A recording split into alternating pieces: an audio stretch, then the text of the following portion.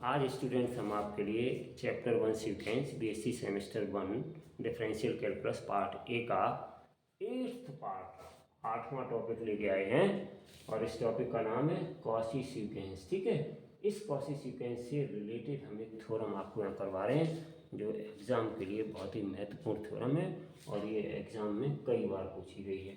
2000 में, फिर 2001 में, 2009 में, 2019 में और ये एमएससी में भी पूछी जाती है 1981 में संज्ञान में नहीं है और भी ज़्यादा क्लास में पूछी गई है और भी कई बार ये पूछी गई है। तो ये 1981 में मैं दिखा दिया कि एमएससी वाले स्टूडेंट्स के लिए भी बहुत इंपॉर्टेंट थ्योरम है। Let's start this theorem. देखिए थ्योरम क्या कहती है, लेट, ठीक है ना, सो दैट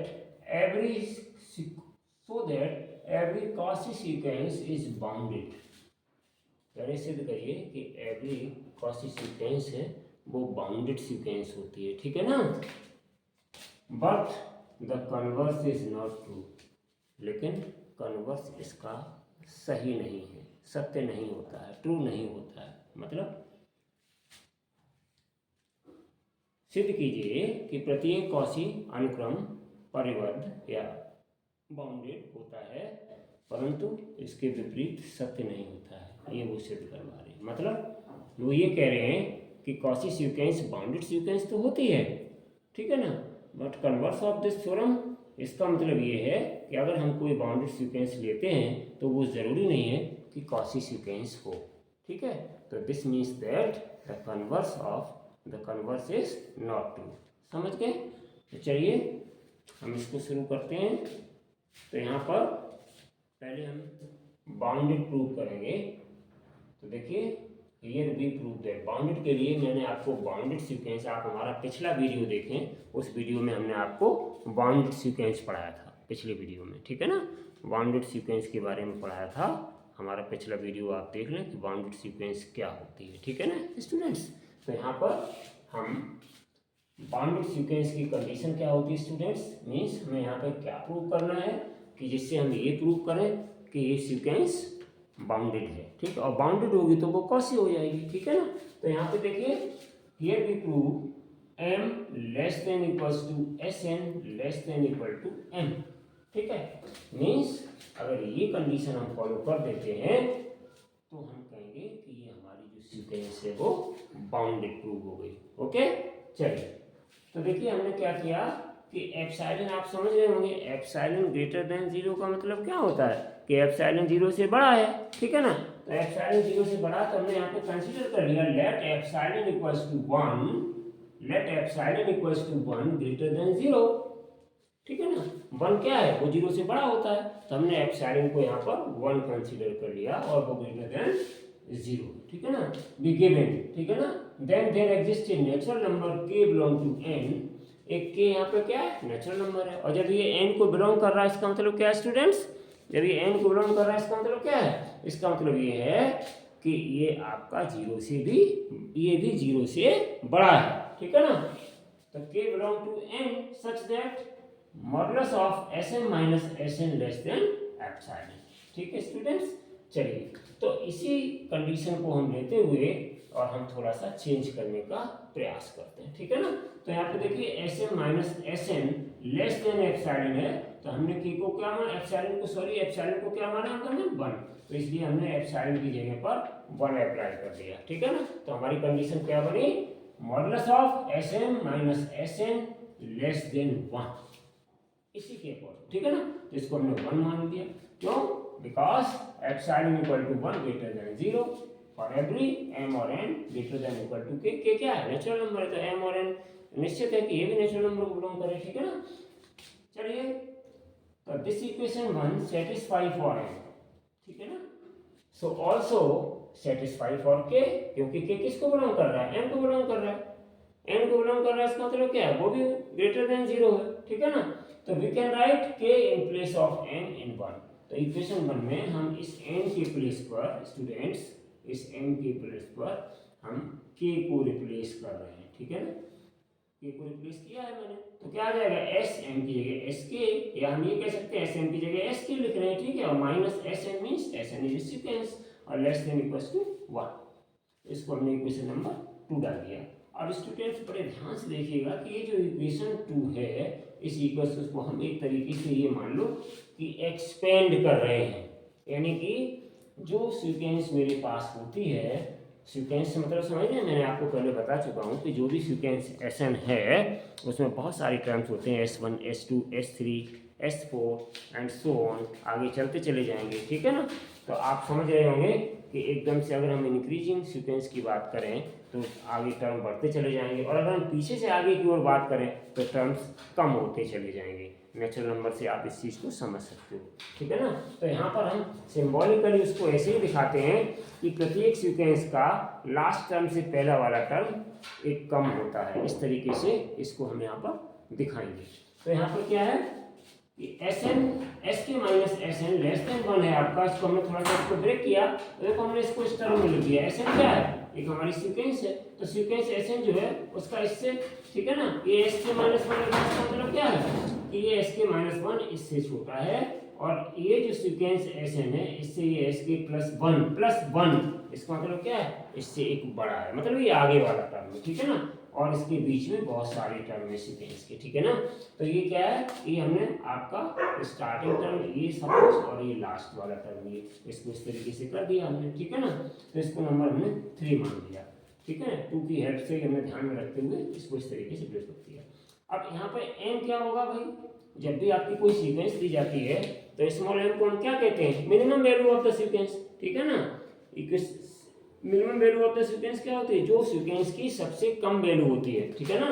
तो यहाँ पर हम एक सीक्वेंस को शो कर रहे हैं m equals to minimum value of, या मिनिमम शॉर्ट में MIN लिखते हैं, S1 S2 S3 एक सीक्वेंस है।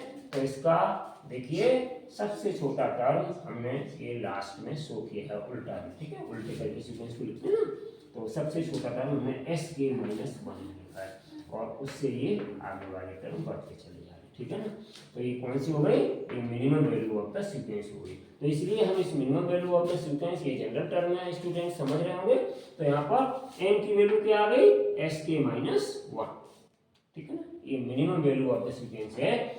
इसी प्रकार से हम मैक्सिमम वैल्यू m को कैसे शो करेंगे, मैक्सिमम ऑफ सीक्वेंस जो हमारी होती है तो उसमें एक और टर्म होता है बाद वाला, वो S के प्लस 1 होता है, ये स्टार्टिंग टर्म मान लो, इसको हम उलट के लिखते हैं, ये बाद वाला टर्म मान लो। तो स्टूडेंट्स क्या हो जाएगा, S के प्लस 1।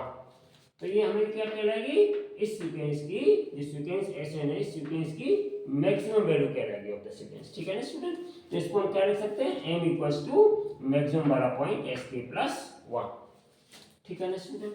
अब हम ये 4 और 5 जो हैं, ये 4 और 5 को हम 3 में यूज कर देंगे। नाउ यूजिंग 4 and 5 स्टूडेंट समझ रहे होंगे। नाउ यूजिंग 4 and 5, इस 4 को और इस 5 को हम यहाँ पे यूज कर देंगे इन 3, ठीक है ना स्टूडेंट।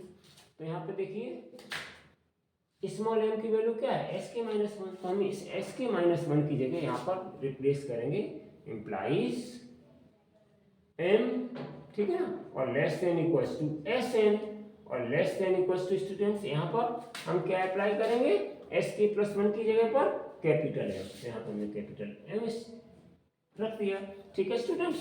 तो ये जो आपकी कंडीशन निकल के आई है, इसमें आप ध्यान दे सकते हैं स्टूडेंट्स, ये सब क्या है, for every n belong to capital N। तो यहाँ पे क्या है स्टूडेंट्स, व्हाट इज दिस और व्हाट इज दिस, ये दोनों चीजें क्या है स्टूडेंट्स, इसको हम कहते हैं लोअर बाउंड। क्या कहते हैं स्टूडेंट्स, इसको lower bound.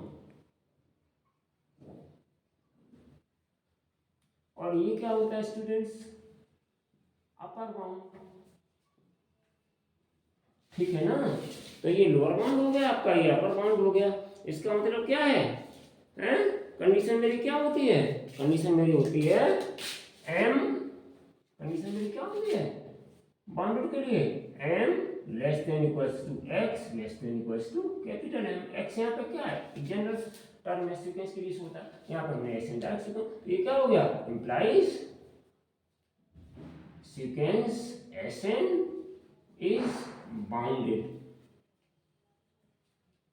sequence Sn is bounded sequence आ गया, ये आपका कंडीशन हो गई। या हम लिख सकते हैं कि जब ये बाउंडेड हो गई तो कॉची सीक्वेंस हो गई, ठीक है ना।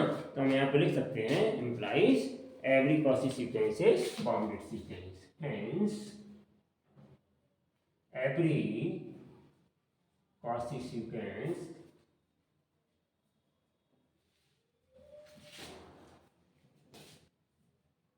Is bounded. तो ये हमें प्रूव करना था स्टूडेंट्स, ठीक है ना।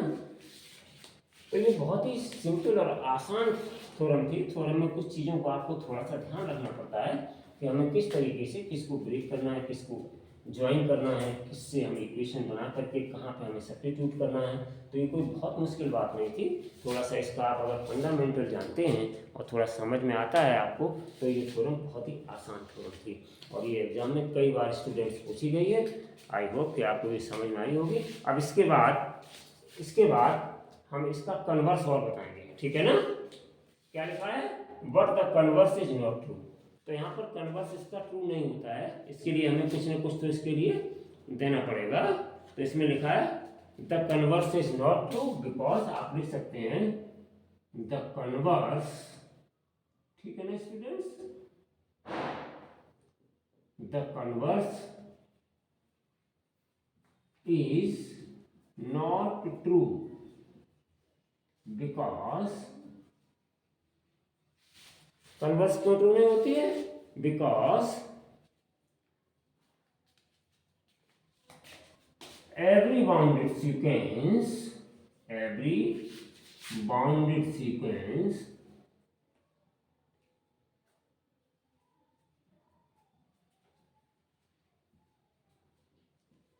is not a Cauchy sequence.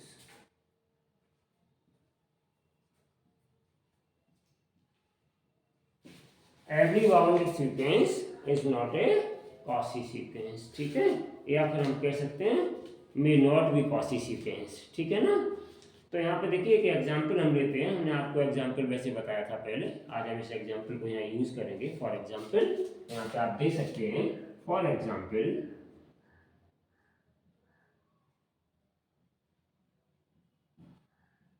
क्योंकि एग्जाम्पल के जरिए हम इसको समझने की कोशिश करेंगे स्टूडेंट्स। तो फॉर एग्जाम्पल हम यहाँ पे लिए लेते हैं, हमने आपको बताया था sequence Sn from n equal to 1 to infinite, ठीक है ना।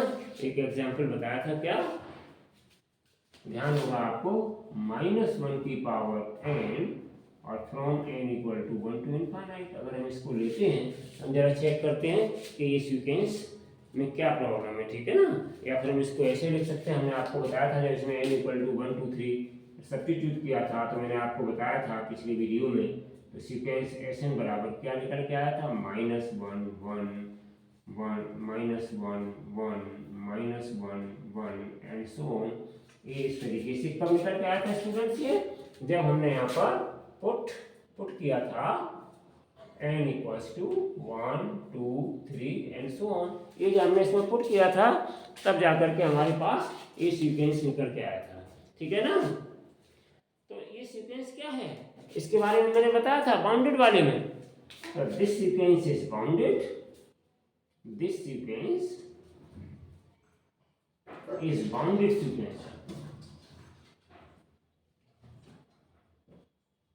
बताया था, आप हमारे पिछले वीडियो को देखें जिसमें हमने सीक्वेंस में बाउंडेड सीक्वेंस को पढ़ाया था, उस टॉपिक को आप देखें। तो हमने आपको वहां बताया था ये कौन सा सीक्वेंस है, ये बाउंडेड सीक्वेंस है। हमने आपको वहां पर ये क्लियर किया था, ठीक है ना। ये बाउंडेड सीक्वेंस है, ठीक है। और हमने बताया था बट दिस सीक्वेंस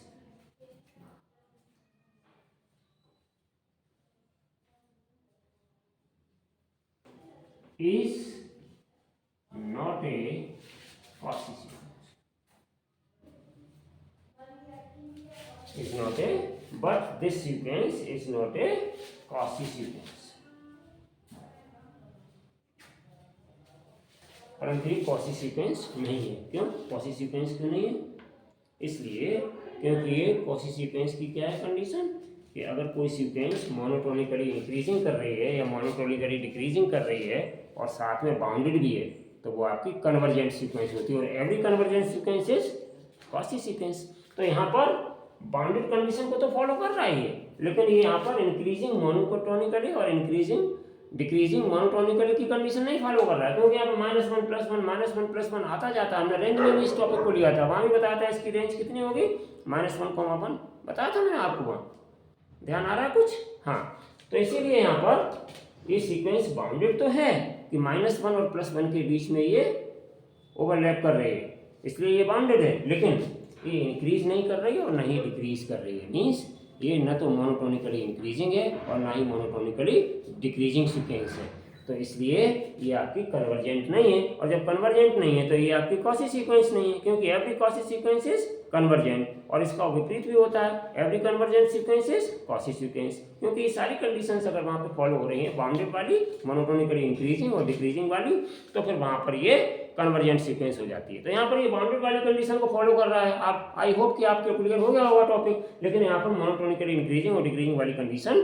क्लियर नहीं हो रही है, इसलिए ये सीक्वेंस कॉची सीक्वेंस नहीं है, ठीक है ना। This means that converse is not true. तो हमने एक एग्जाम्पल के जरिए आपको बता दिया कि कुछ सीक्वेंस ऐसी होती हैं जो बाउंडेड तो होती हैं परंतु कॉची सीक्वेंस नहीं होती हैं, ठीक है। आई होप कि आपको ये टॉपिक समझ में आ गया होगा। आपने जो आज ये वीडियो देखा, आप इसको 2-3 बार अच्छे से देखिए, लिखिए, आप चाहें तो इससे नोट्स भी बना सकते हैं। ये बहुत इंपॉर्टेंट थ्योरम है, एग्ज़ाम के लिए, एग्ज़ाम में बहुत पूछी जाती है।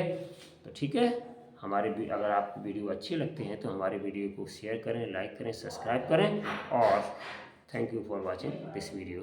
Thank you, have a good day.